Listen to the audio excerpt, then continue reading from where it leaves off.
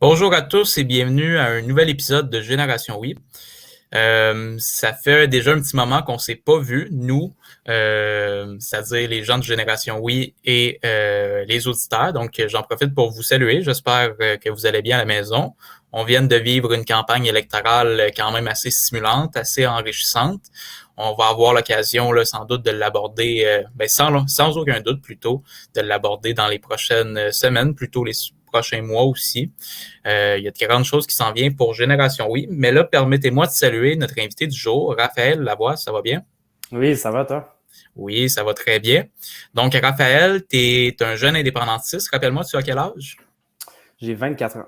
24 ans et une Ouais. feuille de route quand même assez impressionnante jusqu'ici. Je t'ai invité dans le cadre de ta boutique 50% plus un, qui est une boutique indépendantiste. Ouais. Mais il y a quand même plusieurs autres choses autour de toi que j'étais curieux d'approfondir avec toi ce soir. Donc, merci d'avoir accepté notre invitation. Ben, merci à vous de m'avoir invité. Si tu veux, on pourrait commencer avec une petite question d'ouverture. Souvent, dans le mouvement indépendantiste, je pense que c'est important de se rappeler les raisons pour lesquelles on s'implique en politique, les raisons pour lesquelles on donne autant de temps, d'énergie. Puis, comme tu es un militant aguerri, tu as eu différents rôles dans le mouvement indépendantiste, puis tu es encore très actif, plus que jamais, en fait. Toi, pourquoi tu es indépendantiste à la base? Ouais. Ben moi, l'indépendance, ça a tout le temps été une question d'être capable de faire des choses politiquement. Tu sais, en ce moment, au Québec, tu sais, demain matin, on pourrait élire le gouvernement le plus vert de l'histoire. Puis, on serait quand même toujours dans un pays qui est pétrolier, là, qui est le Canada, là. Donc, tu sais, je trouve que le Canada, ça nous limite finalement dans nos aspirations qu'on peut avoir, dans les projets qu'on peut faire. Évidemment, moi, j'ai la question des changements climatiques à cœur, celle du français, celle de l'hydroélectricité, plein de choses. Puis à chaque fois que je viens au bout de ces idées-là, je me rends compte, OK, ben oui, il y a beaucoup de choses qu'on est capable de faire au Québec en ce moment, mais imagine ce qu'on serait capable de faire de plus comme pays. Donc, c'est quelque chose qui me motive beaucoup, ce projet-là, puis qui m'a toujours suivi, là, finalement. C'est intéressant ce que tu apportes parce que quiconque est moindrement impliqué dans le mouvement indépendantiste sait que c'est tout le temps un dilemme de est-ce que on veut l'indépendance pour faire quelque chose ou on veut l'indépendance parce que c'est positif en soi. Donc, c'est intéressant d'avoir les deux points de vue. Je pense que les deux points de vue doivent et peuvent coexister. Fait que c'est vraiment intéressant d'avoir ton appréciation, ton point de vue sur cette question. Donc, on comprend bien pourquoi tu es indépendantiste, mais là, toi, concrètement, tu as commencé à t'impliquer à quel âge? C'était en 2014, durant la campagne là, de Pauline Marois. Donc, j'avais 15 ans là, quand je suis entré là, pour la première fois dans un bureau de campagne, là, commencé à faire des téléphones. Ouais, c'est ça, exact, 15 ans. À Laval, je pense. Ouais, à Sainte-Rose, je faisais la campagne avec Suzanne Prou à l'époque, qui était députée sortante. Ouais. Puis ça s'était bien passé. Comment avais-tu apprécié ton expérience? Ben, ben, c'est sûr que 2014, ça a été une élection assez difficile, mais j'ai quand même tu sais, apprécié mon expérience. C'était la première fois que je faisais concrètement de la politique. C'est quelque chose qui m'intéressait depuis quelques années. Surtout, en fait, j'ai, j'ai pas grandi dans une famille très politisée. C'est durant mes cours d'histoire, là, vraiment que j'ai pris conscience là, de la chose politique, puis du projet d'indépendance, puis ça m'a tout de suite allumé. Puis c'est mes parents qui m'ont encouragé durant la campagne électorale. Ah, tu devrais prendre ta carte de membre, tu devrais aller t'impliquer. Donc, j'ai commencé c'est ça, à faire des téléphones, à venir les soirs de semaine. C'est ça, évidemment, c'était pas les résultats qu'on voulait, mais moi, je suis sorti très enthousiaste et très enthousiasmé là, de cette expérience-là, même si tout le monde était un peu triste, un peu découragé, mais oui, ça a été très formateur. Puis c'est cette campagne-là qui m'a fait réaliser que je voulais faire de la politique. Puis ça l'a beaucoup orienté là, mes choix par la suite, là, entre autres pour mes études, là. as étudié en quoi, justement? Ouais, ben au cégep, j'ai étudié en sciences humaines, mais j'ai choisi le profil actualité sociale et politique au collège de Bois-de-Boulogne à Montréal. Donc, déjà, c'était les cours de politique qui m'intéressaient, que je voulais par la suite, là, à l'université, continuer mes études en politique. Finalement, à l'université, je suis allé faire un baccalauréat en communication et politique, là. Donc, évidemment, je suis resté un peu dans la même lignée. J'ai terminé là, mon bac en 2020. Très intéressant. Puis là, par la suite, t'as gravé les échelons, comme qu'on peut dire. T'as monté dans les échelons. T'as eu plusieurs postes là, dans les partis politiques indépendantistes. Euh, Quelles leçons que t'as... Y a-tu des choses que des constats que tu relèves, des choses que t'as fait dont tu pourrais être fier, une initiative que t'as pris que on pourrait souligner? Ouais, ben c'est ça, comme tu le dis, j'ai beaucoup été impliqué dans les partis politiques là, durant mes études. Là, bon, j'ai pas mal fait tous les rôles possibles dans un conseil exécutif. J'étais trésorier, représentant jeune, vice-président aussi, me semble. En tout cas, j'ai aussi été président territorial ou régional là, à l'époque là, à Laval. Donc, ça m'a permis de connaître beaucoup de gens. Puis, moi, ce que je gardais tout le temps en tête, là, c'est évidemment l'indépendance a tout le temps été le centre de mon implication. Puis j'avais la volonté de, d'attirer des gens à s'impliquer pour l'indépendance, bon, pour les partis pour lesquels j'ai milité. Donc, une des fiertés que je pense que j'ai eues, c'est que j'ai été capable de m'entourer d'une belle gang là, à Laval, là, entre autres, là, où ce que j'étais beaucoup impliqué.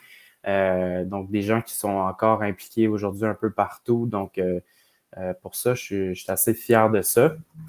Après c'est ça, mes différentes implications, bon, ça m'a mené à faire à m'impliquer dans presque toutes les campagnes électorales possibles, peu importe le palier politique. En 2019, pour la campagne fédérale du Bloc québécois, j'ai été responsable des communications de la candidate à l'époque, mais maintenant qui est la députée là, Christine Normandin à Saint-Jean, et qui a mené un emploi là, finalement suite à la campagne qu'on a gagnée sans toute attente. Là. Je me souviens, Christine, on se parlait quelques semaines avant les résultats, puis je lui posais la question, ouais, on devrait faire au moins 15, 18%. Ouais, ça devrait aller. Puis finalement, on a fait, je pense, 44%, 46%. Là, donc, c'est vraiment pas les résultats qu'on s'attendait, mais évidemment ceux qu'on espérait. Donc, c'est ça. Donc, à partir de la soirée du 21 octobre 2019, là, ma vie a vraiment pris un autre bord parce que j'ai pris l'emploi, on m'a offert l'emploi d'adjoint parlementaire à Ottawa. Donc, je suis déménagé à Gatineau.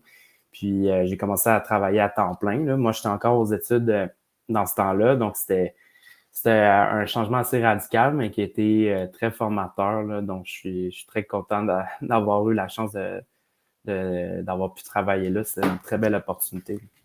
Oui, très intéressant. Puis là, maintenant, on peut venir au sujet principal, la Oui, boutique 50% plus 1. On le voit dans ton décor, c'est quelque chose que tu es très fier et avec raison d'ailleurs. C'est une initiative qui a fait beaucoup jaser à son lancement, mais qui continue à faire jaser. Ça te vient d'où cette idée-là de lancer cette boutique-là qui est indépendantiste? ouais, en 2021, j'ai reçu, en fait, j'ai reçu, je me suis acheté pour ma fête une imprimante 3D. Donc, dans le fond, c'est vraiment une imprimante que tu peux mettre un fichier d'un modèle 3D, puis ça va te l'imprimer avec du plastique couche par couche, là. Donc, vraiment sans vision quelconque, là, c'était vraiment pour le fun, pour m'amuser. Puis j'ai eu l'idée de faire un petit porte-clés à l'effigie du logo du camp du Oui en 1980. Puis bon, j'en ai fait quelques-uns, j'en ai donné à des amis. Il y en a d'autres qui m'en demandaient. Donc, j'ai vu qu'il y avait un intérêt, que ça faisait réagir. Puis, donc, euh, donc, j'en discutais là, avec Camille Goyette-Gingras, qui à l'époque avait la coop Couturière Pop. Puis, Elle me disait, ah, mais tu sais, tu pourrais faire une petite boutique avec ça, tu sais, tu pourrais les vendre, tu sais, ça. Donc, c'est un peu là que j'ai eu l'idée. Puis, bon, au cours des mois suivants, j'ai pensé à d'autres produits que je pourrais vendre faits avec l'imprimante 3D. J'ai pensé à quelques designs de chandail. Donc, ça m'a permis de lancer la boutique là, en juin 2021 dernier avec quelques produits. Puis, effectivement, ça a généré beaucoup d'enthousiasme. Puis, donc, et je suis toujours là aujourd'hui. Là, donc, je pense que ça fonctionne bien. Puis, c'est quoi ton but avec la boutique? Tu sais, est-ce que tu as une vision d'avenir pour la boutique? Est-ce qu'il y a des choses, des projets que tu aimerais réaliser dans le futur? Ouais, ben en fait, moi, quand j'ai fait la boutique, mon objectif, c'était, bon, oui, de générer des profits, mais je voulais rendre ces profits-là disponibles au mouvement indépendantiste, non partisan. Là. Donc, oui, financer des organisations, bon, comme les Oui Québec, le Fonds indépendantiste du Québec, entre autres, des organismes indépendantistes qui sont non partisans, qui dépendent finalement du financement en ce moment des dons de leurs membres, de leurs sympathisants. Puis tu sais, il n'y a pas de. En ce moment, le mouvement est beaucoup financé par des dons, mais je me disais, ah, ben, tu sais, on pourrait aussi financer d'une autre manière, que ce soit par une petite entreprise comme ça euh, qui remet une partie de ses profits à des organisations comme les Oui Québec et le Fonds indépendantiste. Et d'ailleurs, c'est un peu de là que m'est venue l'idée du nom de la boutique, 50% plus 1. Puis je remets 50% plus 1 de mes profits à des organisations non partisanes pour l'indépendance. Donc, c'est vraiment ça le concept de la boutique, c'est de remettre une grande partie des profits pour finalement faire d'autres projets qui permettront de promouvoir l'indépendance. Fait que ça, c'est le volet qui est vraiment financement. Mais moi, je le vois d'une autre façon. Je pense que c'est aussi une façon de permettre aux gens de s'afficher comme indépendantiste. C'est quelqu'un qui porte un chandail avec le logo du Oui, qui a un porte-clés, ça va faire jaser, ça donne la visibilité à l'option indépendantiste, une visibilité que je pense qui est positive puis qui est originale quand même. Euh, c'est ça. Puis je pense que ça, le mouvement indépendantiste en a besoin. C'est ça, des éléments comme ça qui peuvent provoquer une discussion, peut-être. Donc, ça, c'est le deuxième volet de la boutique là, qui a comme finalement un objectif que j'avais en la créant. Là. Ouais. Dans ce cas-là, on peut dire que tes deux objectifs sont assez bien remplis de ce que je comprends.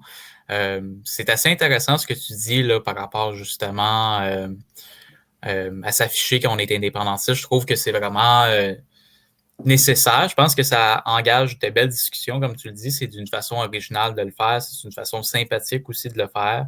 Donc, je salue vraiment ton initiative. Puis pour le volet financement, c'est évidemment très intéressant ce que tu apportes là, avec le Fonds indépendantiste du Québec, puis les Oui Québec aussi. Donc, je pense que c'est une façon de diversifier les revenus. Puis, c'est jamais négatif là, d'avoir des sous supplémentaires pour faire la promotion de l'indépendance puis pour mener d'autres initiatives pour l'indépendance. Donc, c'est super de voir que une bonne partie de tes profits vont directement pour l'indépendance. Ouais, Euh, c'est ça. Exact. ouais. Euh, donc, tu m'as parlé un peu de tes liens là, de la boutique avec le Fonds indépendantiste du Québec, avec les Oui Québec. Est-ce qu'il y avait d'autres organisations? Pour le moment, c'est sûr, celle-ci. Non, j'ai pas collaboré avec d'autres organisations directement. Là. J'ai fait quelques dons, un au Fonds indépendantiste du Québec, un au Oui Québec.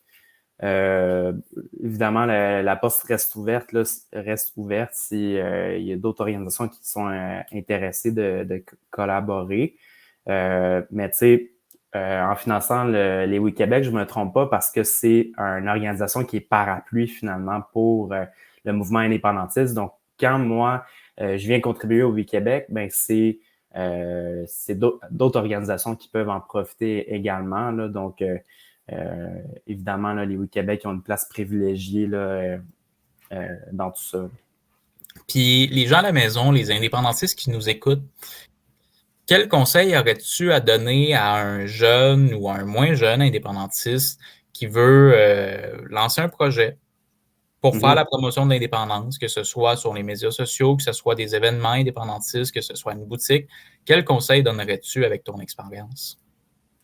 Ouais, ben, tu sais, la politique, je pense que c'est beaucoup une question de réseau, finalement. C'est des gens, le mouvement indépendantiste. Tu sais, je pense que c'est ça qui fait la force de 50% plus un, c'est que, tu sais, j'aurais pas pu faire ça si je connaissais pas autant de personnes dans le mouvement. Tu sais, Camille Goyer-Gingras m'a beaucoup aidé pour lancer la boutique. Après ça, c'est ça, tu sais, toutes les personnes qui m'entouraient, ça m'a beaucoup formé puis aidé là, à lancer une initiative comme ça. Donc, je pense que un conseil que je donnerais à quelqu'un qui voudrait venir contribuer au mouvement, c'est de, de venir réseauter, là, finalement, de venir participer aux événements, de venir s'impliquer dans des organisations, que ça soit partisan, un parti politique, une organisation comme les Oui Québec qui est non partisan. Il y a tellement d'organisations, tellement de personnes qui s'impliquent pour l'indépendance qu'il n'y a pas de mauvaise façon de s'impliquer. Encore une fois, je mentionnerai les Oui Québec. C'est une organisation qui est parapluie pour l'indépendance, qui rassemble les partis politiques, mais aussi plein d'autres organisations comme la Société Saint-Jean-Baptiste, le Fonds indépendantiste du Québec. Donc, c'est beaucoup de gens, les Oui Québec. Il y a beaucoup d'événements qui sont organisés par les Québec. Donc, pour quelqu'un qui est un peu débutant là, dans son expérience là, dans le mouvement, ben, je dirais, ben, viens à un événement des Oui Québec.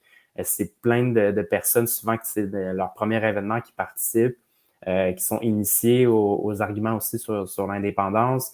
Donc, je pense que c'est une belle introduction.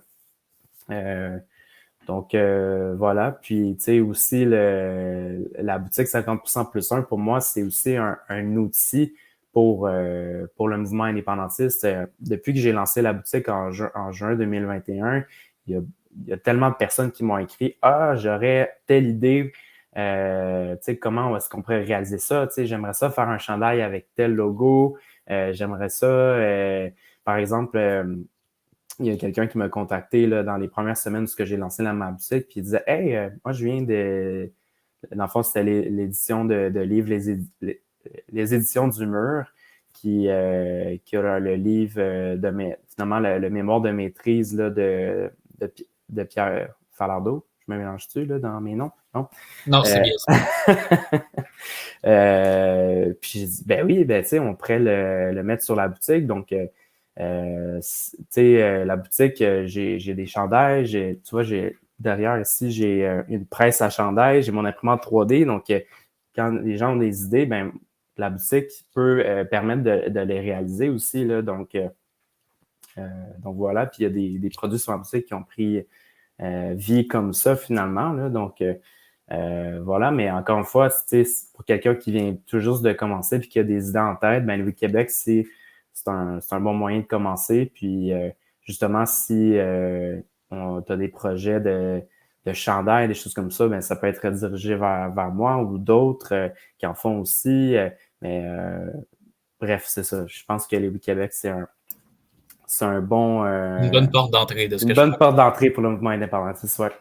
C'est Exact. très intéressant ce que tu apportes. C'est vrai que c'est une organisation qui est parapluie un peu les Oui Québec, qui rassemble des indépendantistes autant du Parti québécois, du Bloc québécois, de Québec solidaire, de Climat Québec, de d'autres, des orphelins aussi, des orphelins indépendantistes. Donc, c'est vraiment intéressant d'avoir tout ce monde-là qui sont ensemble, qui discutent, puis qui sont capables de s'entendre. Comme quoi, ça peut être possible de s'entendre même quand on a quelques divergences. Ouais, puis tu dis orphelin, là, mais puis je pense que tu étais là, toi aussi, là, en fin de semaine à l'événement des Oui Québec. Oui, Puis le moi, Rassemblement Renouveau. exactement. Puis tu sais, ce que je réalise, c'est que, bon, orphelins, oui, parce qu'ils sont pas nécessairement affiliés à un parti politique, là, mais sont très nombreux, là. Tu sais, l'événement où j'étais en fin de semaine des Oui Québec, je voyais beaucoup de gens qui étaient pas nécessairement affiliés à un parti, mais qui étaient très indépendantistes, qui étaient très nouveaux finalement à ce projet-là, mais très motivés aussi, donc orphelins, mais il y en a beaucoup, ils sont nombreux. Oui, ouais, ouais, c'est vraiment un vaste réseau. Les WiKébec, c'est un lieu de rassemblement, je pense, pour tous les Exact. indépendantistes. Fait que c'est vraiment très intéressant. Tu as abordé la question des produits. Je ne Ouais. sais pas si tu en as sous la main ou si tu avais juste une idée de. Parce que moi, je suis curieux de savoir qu'est-ce qui se vend le plus sur ta boutique. Peut-être que tu les as pas sous la main, mais si tu veux nous faire un petit aperçu là, en nous expliquant qu'est-ce qui se vend le mieux, je serais bien curieux. Ouais.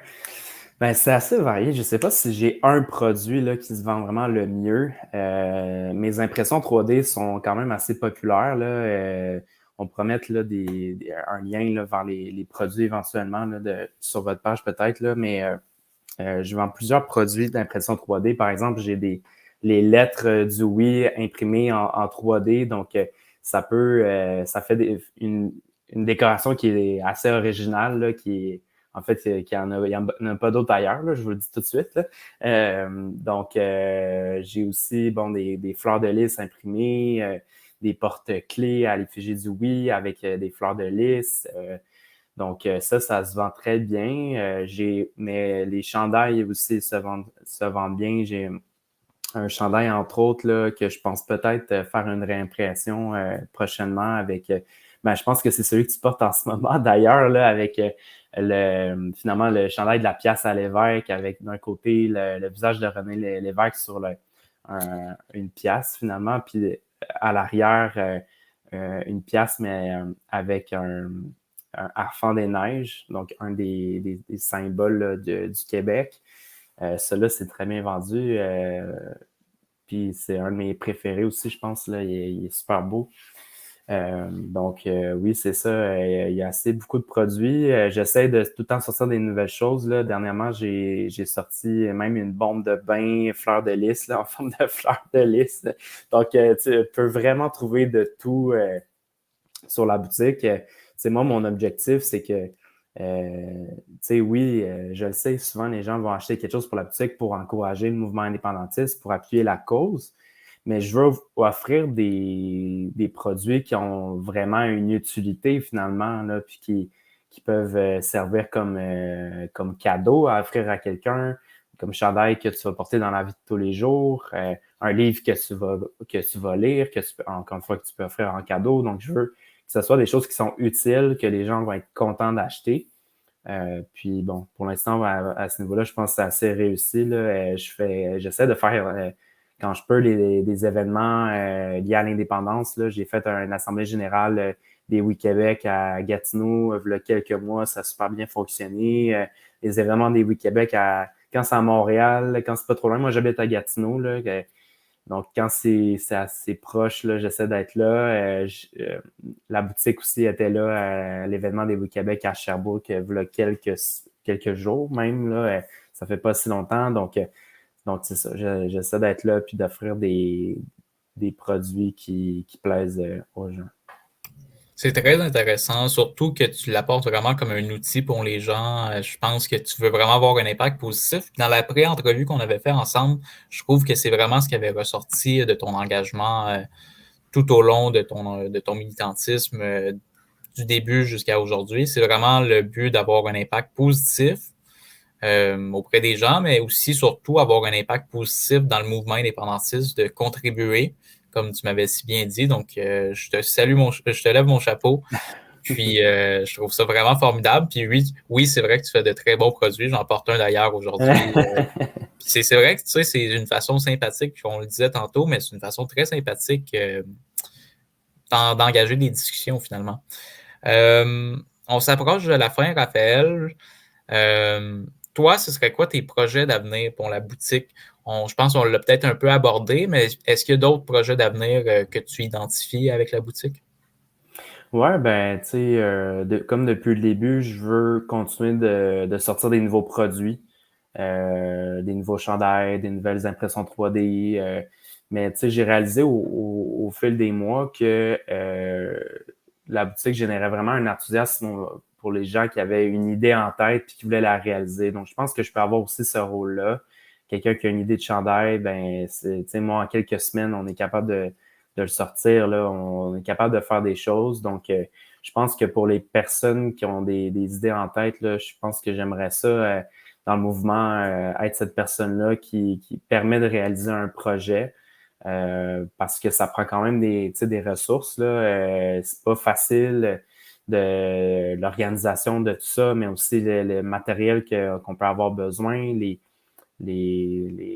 machines que ça peut prendre pour faire des choses. Donc, si je peux avoir cette utilité-là dans le mouvement, ça, je serais très content. Puis sinon, tu sais, dans les Oui Québec, il y a beaucoup de jeunes qui sont arrivés là, au cours de la dernière année qui ont énormément de créativité, d'imagination. Puis je veux les intégrer là, dans mes idées. Ils ont vraiment des beaux projets, puis beaucoup d'artistes aussi là, qui font beaucoup de choses. Donc, j'aimerais ça faire partie de cette mouvance-là, puis finalement de donner une image au mouvement indépendantiste qui est renouvelée. Là. Donc, voilà. Ouais. Merci de ta réponse, c'est vraiment très intéressant.